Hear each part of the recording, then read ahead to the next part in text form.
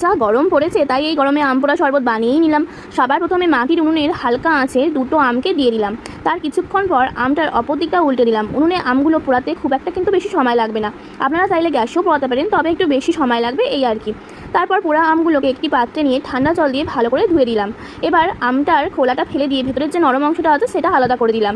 এবার একটি মিক্সিং বলে আমের নরম অংশটা দিয়ে তাতে পরিমাণ মতো চিনি, আইস কিউব, একটু বিট লবণ আর জল দিয়ে একটা পেস্ট বানিয়ে নিলাম। আমি এইটা করলাম যাতে চিনিটা খুব ভালো করে গুলে যায়। এবার অন্যদিকে একটি শুকনো খোলাতে কিছুটা পরিমাণ জিরে আর মৌরি নিয়ে হালকা করে ভেজে গুঁড়ো করে নিলাম।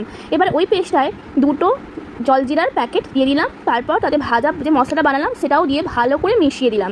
এবার এক একটি গ্লাসে ওই পেস্টটা হাফ পরিমাণ দিয়ে তাতে হাফ ঠান্ডা জল দিয়ে দিলাম। তারপর শেষে আবার একটু করে চাট মশলা আর একটু করে বিট লবণ মিশিয়ে সার্ভ করলাম।